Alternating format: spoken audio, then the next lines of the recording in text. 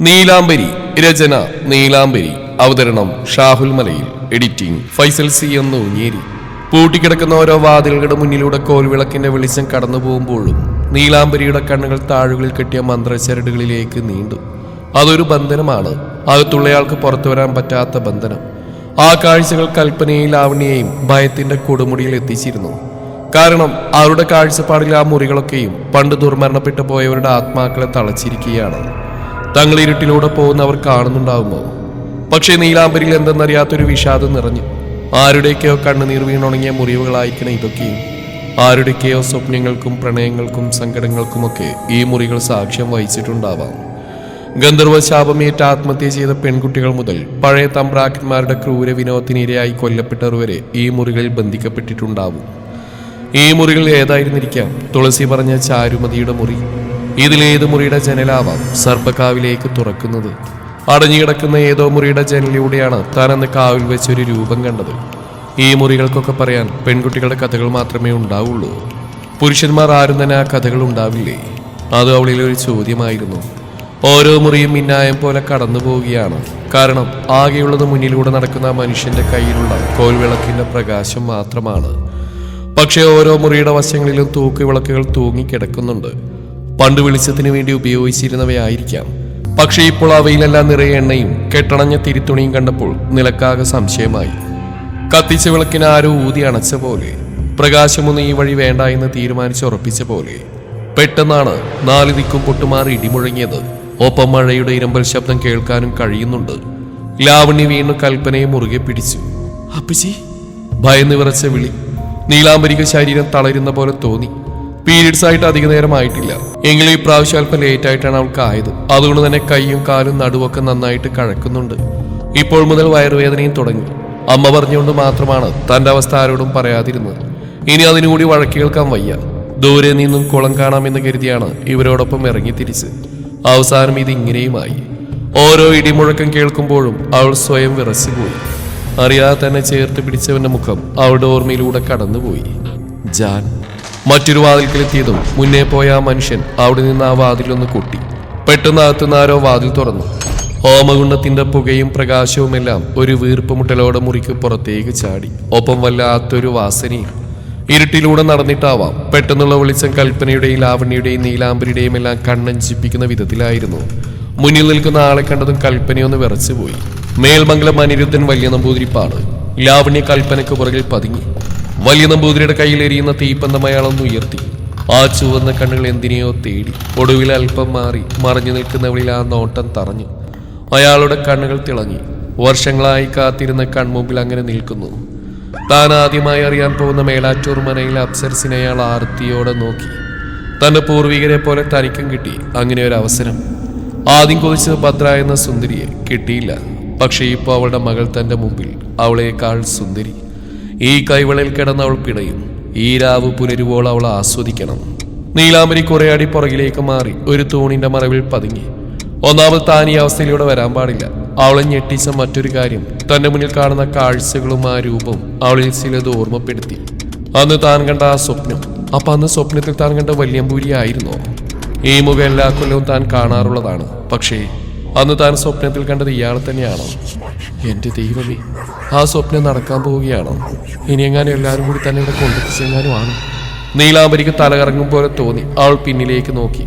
ഒന്നും കാണാൻ കഴിയാത്തത്ര ഇരുട്ടാണ്. കൽപ്പന രണ്ടും കൽപ്പിച്ച ഒരു വശത്തേക്ക് മാറി നിന്നു. ഒപ്പം ലാവണ്യയും. നീലാംബരി, കൊച്ചെ ഇവിടെ വാ. ഈ ഏൽസികൾ നിന്റെ കൈകൊണ്ട് വല്യമ്പൂരി കൊടുക്ക്. എന്നിട്ട് അദ്ദേഹത്തിന്റെ കാൽ വീണ് അനുഗ്രഹം വാങ്ങും. നിന്റെ ദോഷങ്ങൾ അങ്ങനെയെങ്കിലും ഒന്ന് കുറയട്ടെ. കൽപ്പന അത് പറയുമ്പോൾ നീലാംബരെ തുറിച്ചു നോക്കി. ശരിയാണ്, ഇതൊരു ട്രാപ്പാണ്. എന്താണ് എല്ലാവരുടെയും ഉദ്ദേശം എന്നൊന്നും തനിക്കറിയില്ല. പക്ഷെ തന്നെ എന്തോ കാര്യത്തിന് അവർ ഉപയോഗിക്കാൻ പോവുകയാണ്. തുളസി പറഞ്ഞ പോലെ വല്ല നരബലിക്കോ മറ്റാവോ? അതോ തന്നെ ഇയാൾ ആ സ്വപ്നത്തിലേതുപോലെ പിച്ച് ചീന്താനോ മറ്റാവോ? ഇവിടെയുള്ള അടഞ്ഞ ഏതെങ്കിലും ഒരു മുറിയിൽ ബന്ധിക്കപ്പെട്ട ആത്മാവായി മാറുമോ താൻ? ചാരുമതിയെപ്പോലെ നീലാംബരിയും ഒരു കഥയായി മാറുമോ? ഇല്ല, ഏതായാലും തൻ്റെ ഒടുക്കി ഈ തറവാടിനുള്ളിൽ ഒടുങ്ങാൻ പാടില്ല. അവളുടെ നോട്ടം കൂർത്തു. അവൾ ചുറ്റുമൊന്ന് കണ്ണോടിച്ചു. നോക്കിക്കാ, ഇങ്ങോട്ട് വാ കൊച്ചേ. നീ എന്താ അത്രയും ദൂരെ പോയി മാറിക്കുന്നത്? പേടിക്കണ്ട, ഇങ്ങോട്ട് വാ. കൽപ്പന അടവുകൾ പയറ്റി തുടങ്ങി. ഒരു വഷളം ചിരിയോട് അനിരുദ്ധ നിലയെ നോക്കി നാവ് തുണഞ്ഞു. നിലയില്ല എന്ന അർത്ഥത്തിൽ ഇരുവശത്തേക്കും തലയാട്ടി. അവൾ ആകെ വിയർത്തു കുളിച്ചു. ഒരു ജനൽപ്പാളി പോലും തുറക്കാത്തയിടത്ത് വല്ലാത്ത ഉഷ്ണമായിരുന്നു. പോരാത്തതിന് അവൾക്ക് വല്ലാത്ത ടെൻഷനും ഉണ്ടായി. കുറച്ചപ്പുറം മാറി ഒരു മറവിൽ ശശിധരനും ദത്തനും ഇതെല്ലാം കാണുന്നുണ്ടായിരുന്നു. അവരേക്കാൾ അല്പം പുറകിലായി മുകുന്ദനും ഉണ്ടായിരുന്നു. അനിരുദ്ധൻ കൽപ്പനയെ നോക്കി കണ്ണുരുട്ടി. കൽപ്പന ആകെ വിറക്കാൻ തുടങ്ങി. ഇനി അല്പം സ്നേഹം നടിച്ച് പെണ്ണിനെ വിളിച്ചു നോക്കാം. അവളുടെ മുഖത്ത് നോക്കി സ്നേഹത്തോടെ സംസാരിക്കാൻ കൽപ്പനക്ക് അറിയില്ല. എങ്കിലും അവരതിന് ശ്രമിച്ചു. മോളെ നീല, ഇങ്ങോട്ട് വാ. അമ്മായി പറയുന്ന കേൾക്ക്. പൂജ നടക്കുന്ന സമയം. മോള് വന്നേ വേഗം. കൽപ്പന പറഞ്ഞു തീർന്നില്ല. അനിരുദ്ധന്റെ മറ്റു രണ്ട് മല്ലന്മാർ മുറിക്കുള്ളിൽ നിന്ന് പുറത്തിറങ്ങി നീലാംബരിയുടെ അടുത്തേക്ക് നടന്നു. ഒപ്പം അനിരുദ്ധനും. നീല രണ്ടടി പുറകിലേക്ക് വെച്ച് തിരിഞ്ഞോടാനായി ഭാവിച്ചതും അവളുടെ മുടിക്കുത്തിൽ ആരുടെയോ പിടി വീണു. നീല ഉറക്കെ വിളിച്ചു. ഈ കാഴ്ച ഒളിച്ചിരുന്ന ശശിധരനും ദത്തനും പരസ്പരം നോക്കി. നാശം, പെണ്ണ് കിടന്ന് കൂവുന്നു. ആരെങ്കിലും കേൾക്കൂ എന്തോ. ശശിധരൻ പതിഞ്ഞ ശബ്ദത്തിൽ പറഞ്ഞു. പുറത്ത് നല്ല ഇടിയും മഴയാ, എങ്ങനെ കേൾക്കാനാളിയാ? ദത്തനെ അയാളെ സമാധാനിപ്പിച്ചു. അകത്തുള്ളവർ കേട്ടാലും മതിയല്ലോ. ശശിധരൻ അതായിരുന്നു പേടി. അകത്തുള്ളവരും കേൾക്കില്ലളിയാ. ഈ മഴയത്തെ എല്ലാം നല്ല ഉറക്ക. മറ്റവളുമാർ ആരുടെ വായി നോക്കിക്കോ. അവിടെ ഇങ്ങോട്ട് ഓടി വന്നാലെന്താ? നമുക്ക് അങ്ങോട്ട് പോവായിരുന്നല്ലോ. നാശങ്ങള്. കാഴ്ച നിൽക്കുന്ന കൽപ്പനയിൽ ലാവണിയെ നോക്കിയാണ് ദത്തൻ അത് പറഞ്ഞത്. കയ്യിലിരുന്ന തീപ്പന്തം മറ്റൊരാളുടെ കയ്യിൽ കൊടുത്തിട്ട് അനിരുദ്ധൻ ഇടത് കൈ കൊണ്ട് നീലാംബരിയുടെ വായ കുത്തി. വലത് കൈ കൊണ്ട് അവളുടെ അഴിച്ചിട്ട മുടിയിൽ 2 തവണ ചുറ്റി ആഞ്ഞു വലിച്ചു. ഉയിരു പോകുന്ന വേദനയിൽ അവൾ അമറിക്കരഞ്ഞു. അയാളുടെ ബലിഷ്ടമാർന്ന കൈകളിൽ ആ ശബ്ദം പുറത്തു വന്നില്ല. ആ പിടച്ചിലും അവൾ കൽപ്പനയെ ദയനീയമായി നോക്കി. അമ്മായി എന്നെ രക്ഷിക്കൂ എന്ന പോലെ. അവരുടെ മുഖത്തപ്പോൾ ക്രൂരമായ ഒരു പുഞ്ചിരി അവൾ കണ്ടു. പക്ഷെ ലാവണി ആകെ ഭയന്നിരുന്നു. ആൾക്ക് അവിടുന്ന് എങ്ങനെയും പോയാൽ മതിയെന്നായി. അപ്പച്ചി വാ, വേഗം നമുക്ക് പോവാം. ലാവണ്യ കൽപ്പനയുടെ കയ്യിൽ പിടിച്ചു വലിച്ചു. ഒന്ന് നിൽക്ക പെണ്ണേ, ഇവിടെ അകത്ത് കൊണ്ടുപോകും വരെ നമുക്കിതൊക്കെ ഒന്ന് കാണാം. അനിരുദ്ധന്റെ പൂജയൊക്കെ ഇന്നലെ രാത്രി തന്നെ കഴിഞ്ഞിരുന്നു. 3 ദിവസത്തെ പൂജ കൊണ്ട് അയാൾ ഉദ്ദേശിക്കുന്നത് അവസാന ദിവസം ഇതുപോലുള്ള അവസരങ്ങൾ ഉണ്ടാക്കിയെടുക്കുക എന്നുള്ളതാണ്. അതയുടെ പൂജക്ക് പോയാലും 3ാമത്തെ രാത്രി അയാൾ സ്ത്രീകളുമൊത്ത് ആഘോഷിക്കുക പതിവാണ്. പക്ഷെ ഇന്നത്തെ ദിവസം അയാൾ മറ്റൊരു വ്രതത്തിലും കൂടിയായിരുന്നു. സാക്ഷാൽ മഹാദേവന്റെ പ്രദോഷവ്രതം. അത് കഴിയാൻ ഇനി 1 നാഴിക കൂടി മാത്രം. അയാൾ മനസ്സിൽ കണക്ക് കൂട്ടി. ഏതാനും മിനിറ്റുകൾ കൊണ്ട് തന്റെ പ്രദോഷവ്രതം പൂർത്തിയാക്കി ചാത്തിനെ ശരീരത്തിൽ ആവാഹിക്കണം. അതിനുശേഷം ചാത്തിന് പെണ്ണിന്റെ കന്യാത്വം സമർപ്പിക്കുന്ന രീതിയിൽ നീലാംബരിയുമായി അയാൾ രമിക്കും. അത് കഴിഞ്ഞാൽ ആരും ഭയക്കുന്ന താമരക്കുളത്തിൽ വിശാലമായി കുളിക്കും. അതും കഴിഞ്ഞാൽ വാതിലുകൾ പൂട്ടി പൂജിച്ച ചരടുകൾ ആ വാതിലുകളിൽ കെട്ടി ബന്ധനം ഉറപ്പിക്കും. അതിനുശേഷം ഏലസുകളും കൈമാറി ദക്ഷിണയും വാങ്ങി തിരികെ ഇല്ലത്തേക്ക് മടങ്ങണം. പ്രദോഷവ്രതത്തിന്റെ ഓർമ്മ ഒന്നും അയാൾ നീലാംബരിയിൽ നിന്നും പിടിവിട്ട് അവളെ നിലത്തേക്ക് വലിച്ചെറിഞ്ഞു. അവൾ കമിഴ്ന്ന് തെറിച്ചു വീണു. കാരണം ഉഗ്രമൂർത്തിയായ മഹാദേവന്റെ വ്രതങ്ങൾക്ക് ശരീരശുദ്ധിയും മനഃശുദ്ധിയും ഒരുപോലെ പ്രധാനമാണ്. വ്രതം പൂർണ്ണമാവും വരെ താൻ സ്വയം തന്നെ അടക്കിയേ മതിയാവും. മഹാദേവന്റെ കോപം കുട്ടിച്ചാത്തം കൂട്ടിയാൽ കൂടില്ല. അമ്മാ! നിലത്തേക്ക് തെറിച്ചു വീണ നീലാംബരി തന്റെ വയൽ കൈകളമർത്തി നിലവിളിച്ചു പോയി. വാപ്പച്ചി, മതി നോക്കിന്ന്, നമുക്ക് പോവാം, വേം വാ. ലാവണ്യ കൽപ്പനയുടെ കയ്യിൽ പിടിച്ച് വീണ്ടും വീണ്ടും വലിച്ചു. പക്ഷെ ആ ദുഷ്ട സ്ത്രീക്ക് അപ്പോൾ ക്രൂരമായ ഭാവമായിരുന്നു. അവരിൽ അവശേഷിച്ച ഭയവും വിട്ടുമാറി. അവർക്ക് നീലാംബരിയുടെ അവസ്ഥ വീണ്ടും വീണ്ടും കാണണമെന്ന് തോന്നി. അനുയായികൾ 2 പേർ നീലാംബരി ഇരുവശങ്ങളിൽ നിന്നും കയ്യിൽ തൂക്കി ഉയർത്തി നിർത്തി. അവളുടെ നെറ്റിയിൽ നിന്നും ചോര ഒലിച്ചിറങ്ങുന്നുണ്ടായിരുന്നു. അവളാകെ തളർന്നുപോയിരുന്നു. എന്നെ ഒന്നും ചെയ്യില്ലേ, ഞാൻ അമ്മാ! അവൾ കഴിയുന്നത്ര ഉച്ചത്തിൽ അലറി വിളിച്ചു. കോൽ വിളക്കും പിടിച്ച് നോക്കുന്നവനെ നോക്കി അനിരുദ്ധൻ തലവെട്ടിച്ചു. ആ ജനബഹുവായ ആള് വേഗം മുന്നോട്ടേക്ക് വന്ന് നീലാംബരിയുടെ കവിളിൽ ആഞ്ഞു പ്രഹരിച്ചു. അവളുടെ ചുണ്ടുപൊട്ടി വായിൽ നിന്നും ചോര ഒലിച്ചിറങ്ങി. അയാളുടെ ഉരുക്കുപോലുള്ള കൈവിരലുകളുടെ പാടവിടെ മൃദുലമായ കവിളത്ത് തിണർത്ത് നീലിച്ച് കയറി. ഒന്ന് നിലവിളിക്കാൻ കൂടി കഴിയാതെ അവൾ ബോധരഹിതയായി മുഖം കുനിച്ചു.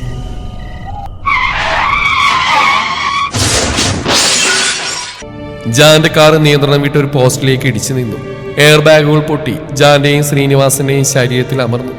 വണ്ടിയുടെ മുൻവശം പൂർണ്ണമായും തകർന്ന് ചില്ലുകൾ അകത്തേക്ക് അടിച്ചു കയറി. പാതിരാത്രി ആയതുകൊണ്ട് അടുത്തൊന്നും ആരും ഉണ്ടായിരുന്നില്ല. സമയം കടന്നുപോയിക്കൊണ്ടിരുന്നു. നാശം, ആരെ ഈ പാതിരാത്രിയില്?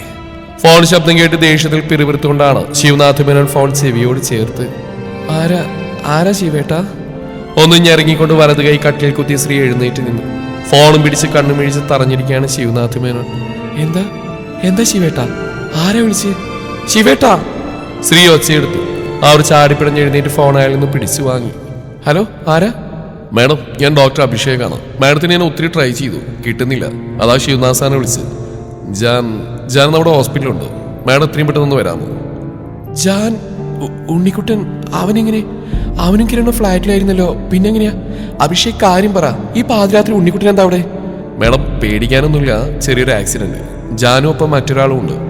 കിരണല്ല, പേടിക്കാൻ മാത്രമൊന്നും തന്നെ ഇല്ല. അവർ ഡ്രൈവ് ചെയ്തിരുന്ന കാർ ആക്സിഡന്റ് ആയതാ. രണ്ടാളും അൺകോൺഷ്യസ് ആയിരുന്നു. അല്ല, ഇപ്പോഴും ആണ്. മറ്റൊരു ഫാമിലി അവിടെ എത്തിച്ച്. മാം വേഗം വരൂ. ഡോക്ടർ അഭിഷേകിന്റെ ശബ്ദം ശ്രീയുടെ കാതുകളിൽ കുടുങ്ങിക്കിടന്നു. അവർക്ക് എന്ത് പറയണമെന്ന് പോലും അറിയില്ലായിരുന്നു.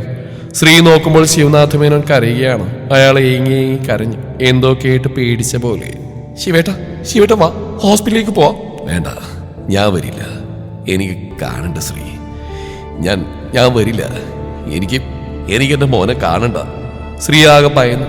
വർഷങ്ങൾക്ക് മുമ്പ് തന്റെ ഏട്ടന്റെ കാർ കൊക്കയിൽ നിന്ന് കണ്ടെത്തുമ്പോൾ ഏതാനും ദിവസങ്ങൾ തന്റെ ശിവേട്ടൻ ഈ അവസ്ഥയിലായിരുന്നു. അതിൽ നിന്നൊക്കെ റിക്കവർ ആവാൻ ശിവേട്ടന് മാസങ്ങൾ വേണ്ടി വന്നു. അന്നത്തെ അതേ അവസ്ഥയിലേക്ക് തന്റെ ശിവേട്ടൻ എത്തുമോ എന്നുള്ള ഭയം ശ്രീയിൽ ആശങ്കയുണ്ടാക്കി. ശ്രീ വേഗം തന്നെ ജയേന്ദ്രനെ വിളിച്ചു നിർത്തി കാര്യം പറഞ്ഞു. തൽക്കാലം കനകത്തെ അവരൊന്നും അറിയിച്ചില്ല. കിരണിനെ വിളിച്ച് ഹോസ്പിറ്റലിലേക്ക് ഉടനെ എത്താൻ പറഞ്ഞു. ഒരു വിധത്തിൽ ശിവനാഥ മേനോനെയും കൂട്ടി ശ്രീയും ജയേന്ദ്ര മേനോനും ഹോസ്പിറ്റലിലെത്തി.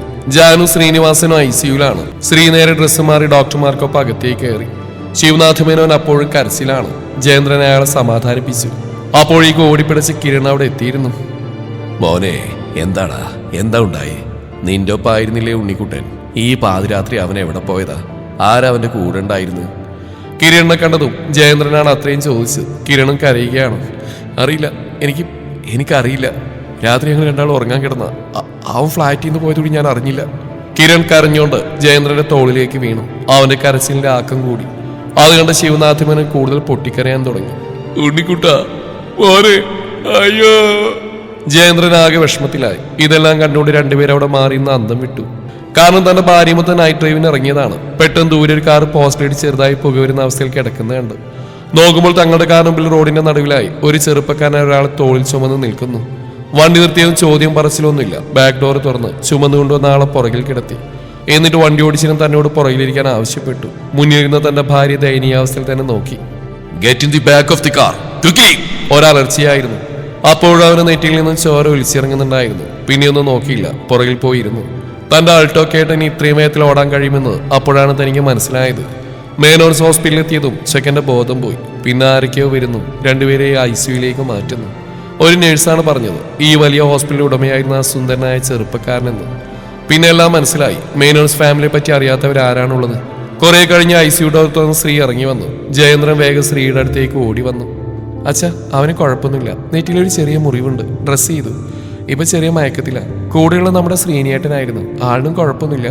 പക്ഷെ കാലിന് ഫ്രാക്ചർ ഉണ്ട്. പിന്നെ ചെറിയ മുറിവുകൾ. ശ്രീ നടന്ന് ശിവനാഥ മേനോന്റെ അടുത്തേക്ക് പോയി. അപ്പോഴും കിരണും ശിവനാഥ മേനോനും കെട്ടിപ്പിടിച്ച് പൊട്ടിക്കരയുകയാണ്. കിരൺ മോനും മതിയാക്ക്, കരയണ്ട. ഉണ്ണിക്കുട്ടൻ ഓക്കെയാണ്. ഇവിടെ വരുമ്പോൾ കോൺഷ്യസ് ആയിരുന്നില്ല. അതുകൊണ്ട് ICUയിലേക്ക് കയറ്റിയത്. ഇപ്പൊ റൂമിലേക്ക് കൊണ്ടുവരും. അപ്പൊ നമുക്ക് കാണാം. വേണ്ട, എനിക്ക് അവനെ കാണണ്ട. എന്നെ കൂട്ടാ ഒറ്റക്ക് പോയതല്ലേ, എനിക്ക് അവനോട് മിണ്ടണ്ട. കണ്ണുകൾ തുടച്ച് കൊച്ചുകുട്ടിയെ പോലെ വാശി പിടിക്കുകയാണ് കിരൺ. രണ്ടാളും ഓക്കെയാണെന്ന് അറിഞ്ഞപ്പോഴേ സീനിന്റെ മട്ടുമാതിരിയൊക്കെ മാറി. എടാ, നിന്നെ കൂട്ടാത്തത് നന്നായില്ലേ? നീയും പോയിരുന്നെങ്കിൽ കേട്ടില്ലേ, നമ്മുടെ ശ്രീനിക്ക് കാലിനാ പരിക്ക്. നിനക്ക് വിനി വന്നിന്റെ കൈയെങ്കിലും പോയേനെ.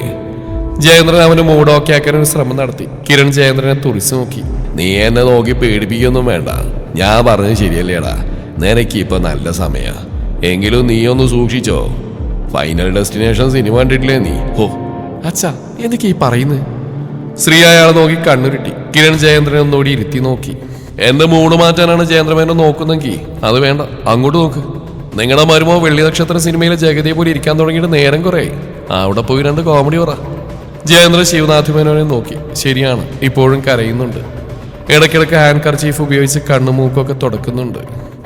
ബദ്രിയും ഭാർഗവൻ നായരും റാന്തൽ വിളക്കുമായി വേഗത്തിൽ നടന്നു. പകുതി വരെ വന്നതായിരുന്നു. ഇരുട്ട് മൂടിയ വാതിൽ കടന്നു ഭാർഗവൻ നായർക്ക് നടക്കാൻ ബുദ്ധിമുട്ടായി. അയാൾ അവിടെ നിർത്തി ഭദ്ര റാന്തൽ വിളക്കെടുക്ക ഒരിക്കൽ കൂടി തിരികെ പോവേണ്ടി വന്നു.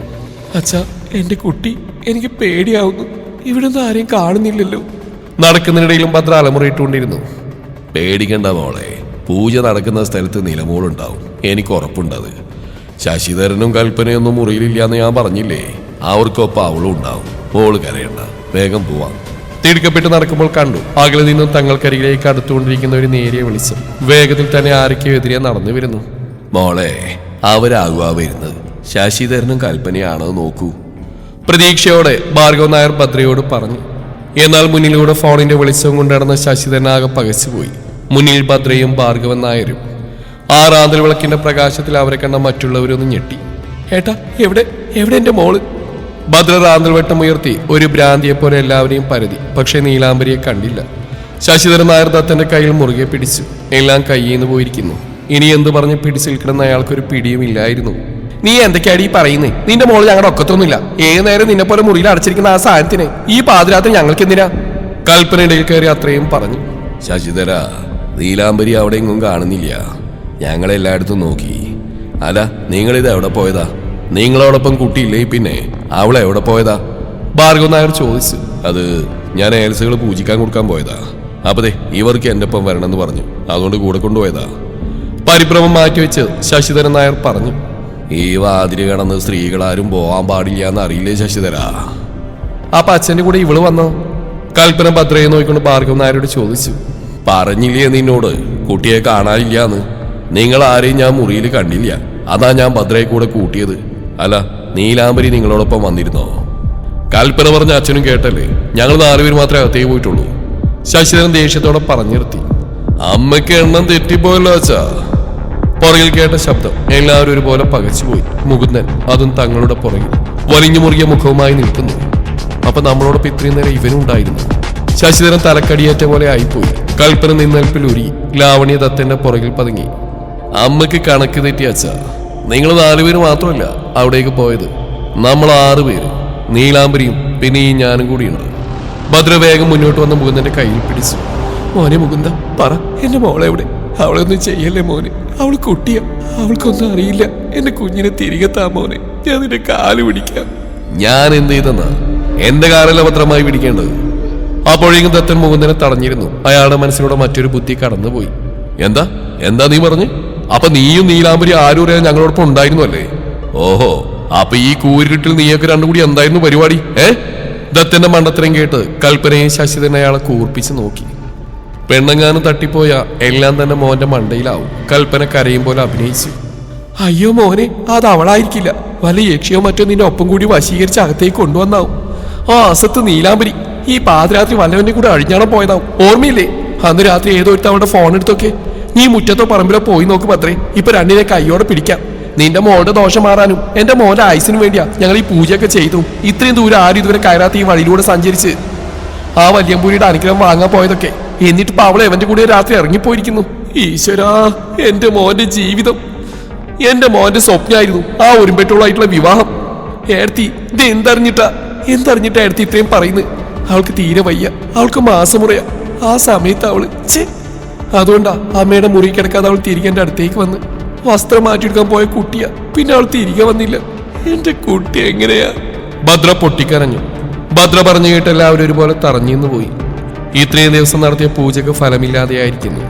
വ്രതശുദ്ധിയിലായിരുന്ന വല്യമ്പൂരി അടക്കമുള്ളവരെല്ലാം അശുദ്ധിയിലേക്ക് ഊപ്പുത്തിയിരിക്കുന്നു. അവരുടെയൊക്കെ കണ്ണിൽ ആർത്തവം എന്ന വാക്കിനുമേൽ മറ്റൊരു അശുദ്ധി ഇല്ലായിരുന്നു. ചതിച്ചോ എന്റെ ദൈവങ്ങളെ, വല്യമ്പൂരി ഇതൊക്കെ അറിഞ്ഞ ഓർക്കാൻ കൂടി കഴിയുന്നില്ല. വേഗം വാദത്താ, നമുക്കത് തടയണം. ചാത്തന്റെ ശാപം ഒന്നോടെ എല്ലാവരെയും വിഴുകും. നമ്മുടെ തലമുറ നശിക്കും. ശശിധരൻ പകപ്പോടെ പറഞ്ഞു. അപ്പന്റെ കുട്ടിയെ അയാൾക്ക് എന്നോട് ഇത് വേണമായിരുന്നു. എന്ത് തെറ്റ ഞാൻ എന്റെ കുട്ടിയെ നിങ്ങളോടൊക്കെ ചെയ്ത്? ഭദ്ര ഓടി ഇരുട്ടിലൂടെ. കേട്ടുകേൾവി മാത്രമുള്ള കാര്യമാണ് മേൽമംഗലം മനയിലെ വല്യമ്പൂരിമാരുടെ പിടിയിലാകപ്പെട്ട കന്യകമാരെ കുറിച്ച്.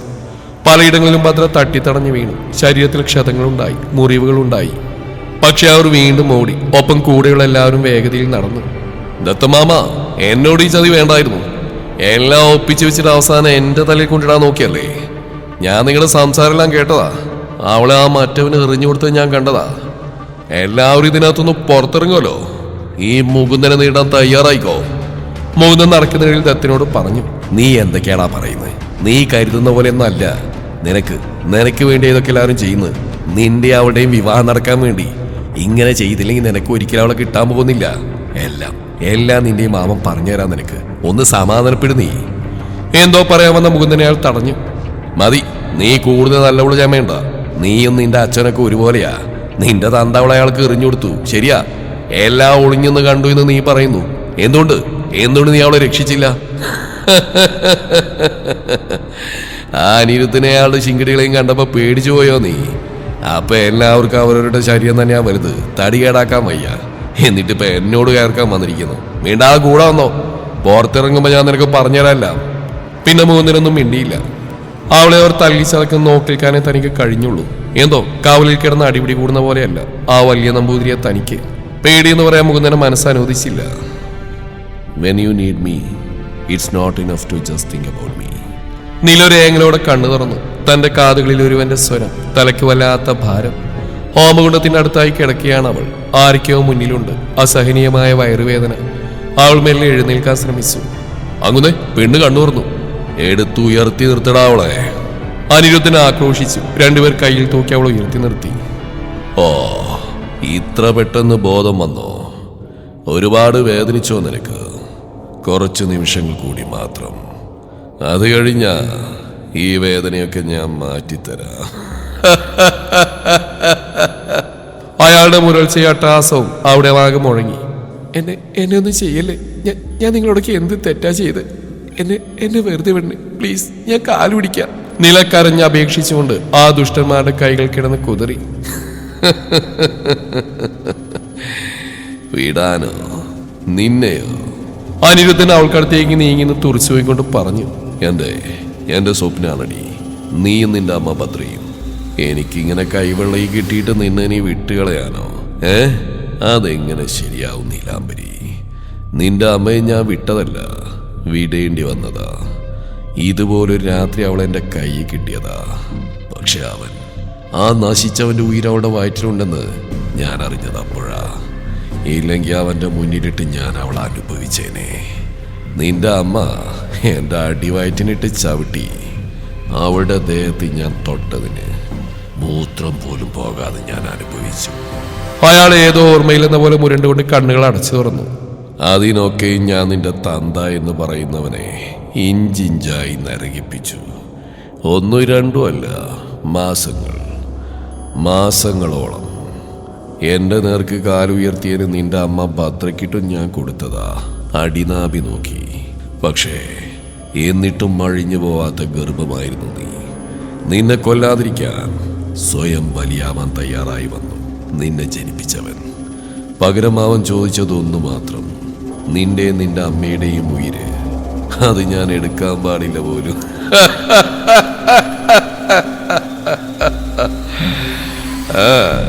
കേമൻ ശക്തനായിരുന്നവൻ, മഹാബലശാലി.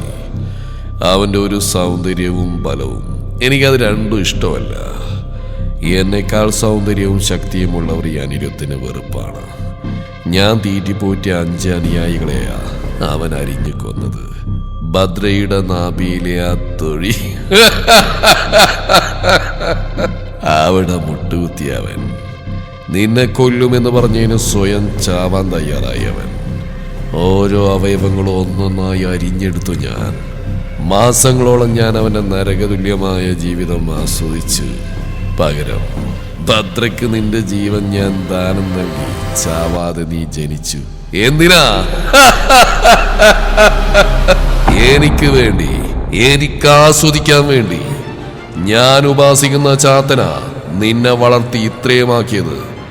ഈ തറവാട് മൊത്തം ഭരിക്കുന്ന എന്റെ ചാത്തന്റെ ശക്തിയാടി. നിന്റെ മുറച്ചെറുക്കം മുകുന്ദ പോലും നിന്റെ ശരീരത്തിൽ തൊടില്ല. അതിന് അനിരുദ്ധം സമ്മതിക്കില്ല.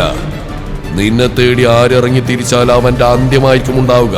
നിന്റെ അച്ഛൻ ആ നാഥനെ കൊന്ന പോലെ നരകിപ്പിച്ച് ഞാൻ അവനെയും കൊല്ലും. നീലാംബരി തറഞ്ഞെന്ന് പോയി. അച്ഛൻ, നാഥൻ, തന്റെ അച്ഛൻ? ആരീ നാഥൻ? അച്ഛൻ? അവളുടെ ചുണ്ടുകൾ ചലിച്ചു. മനസ്സടക്കി ഇത്രയും നേരം എന്തിനോ വേണ്ടി കാത്തിരുന്ന പോലെ വീശിയടിച്ചു ഉഗ്രൻ ഒരു കാറ്റ്. ഈ നിമിഷത്തിന് വേണ്ടി ഒരുവൻ കാത്തിരുന്ന പോലെ. ഇത്രയും നേരം അവൻ നിശബ്ദനായത് പലതും പറയിപ്പിക്കാനെന്ന പോലെ, അവളുടെ നാവിൽ നിന്ന് അത് കേൾക്കാനെന്ന പോലെ. കത്തിച്ചു വെച്ച നിലവിളക്കുൾപ്പെടെ കാറ്റിൽ നിലത്ത് വീണുരുന്നു. ഭസ്മം അന്തരീക്ഷത്തിൽ ലയിച്ചു. ഹോമകുണ്ഡം ആ കാറ്റിൽ അണഞ്ഞു പുകയായി. നീലാംബരിയുടെ കയ്യിലെ പിടിയായി. എങ്ങും ഇരുട്ട് വളർന്നു. തന്റെ കൈകളിൽ പിടുത്തമിട്ടിരുന്ന കൈകൾ കുടഞ്ഞെറിഞ്ഞുകൊണ്ട് അവൾ ഓടി. അനിരുദ്ധനും കൂട്ടനും ഒരു നിമിഷം പകപ്പോടെ നിന്നു. പലപ്പോഴും അവിടെ മുമ്പിൽ ആരുടെയോ സാന്നിധ്യം അറിയിക്കാനായി വീശിയടിക്കാറുള്ള കാറ്റിൽ നിന്ന് അല്പം ക്രോധം കൂടുതലായിരുന്നു. തക്ക സമയത്ത് താണ്ഡവമാടാൻ അത് കാത്തിരുന്നു എന്ന് വേണം പറയാൻ. അനിരുദ്ധന്റെ അലർച്ച പോലും കാറ്റിൽ നേർത്തുപോയി. അയാളുടെ ശിങ്കിടിമാർ ഇരുട്ടിലും കാറ്റിലും പരസ്പരം കൂട്ടിമുട്ടി നിലത്തേക്ക് വീണുകൊണ്ടിരുന്നു. തീയണഞ്ഞ് കനലായ ഹോമകുണ്ഡത്തിൽ നിന്നും പറന്നുയർന്ന തീപ്പൊരികൾ ആ ദുഷ്ടന്മാരുടെ ദേഹമാസകലം പൊള്ളൽ സൃഷ്ടിച്ചു. തൂക്കുവിളക്കുകൾ പരസ്പരം കൂട്ടിയിടിച്ച് ആർത്തി ചിരിച്ചു. തൂങ്ങിയാടിയ വലിയ ലക്ഷ്മി വിളക്ക് ആരോ വലിച്ചു വിട്ട പോലെ അനിരുദ്ധന്റെ നെറ്റിയിലേക്ക് ആഞ്ഞു പ്രഹരിച്ചു. അനിരുദ്ധൻ അലറി വിളിച്ചു. ഇരുട്ടിൽ തപ്പിത്തടഞ്ഞ് നീലാംബരി എങ്ങനെയോ വാതിൽ തുറന്നു. ഇടയ്ക്കിടയ്ക്ക് മിന്നിമറയുന്ന മിന്നൽ പിണറിന്റെ വെളിച്ചത്തെ അവൾ ദിശയറിയാതെ ഓടി. ഒരു കിതപ്പോടെ മുന്നിൽ കാണുന്ന ഓരോ തൂണിലും ചുറ്റിപ്പിടിക്കുമ്പോഴും അവൾ ഭീതിയോടെ പുറകിലേക്ക് നോക്കിക്കൊണ്ടിരുന്നു. ഭയത്തോടൊപ്പം നെഞ്ചുപൊട്ടുന്ന സങ്കടം സഹിക്കവയ്യാതെ അവൾ കരഞ്ഞുകൊണ്ടിരുന്നു, തന്റെ ദുർവിധി ഓർത്ത്. തുടരും ഈ കഥയുടെ ബാക്കി ഭാഗം നാളെ ഇതേ സമയം.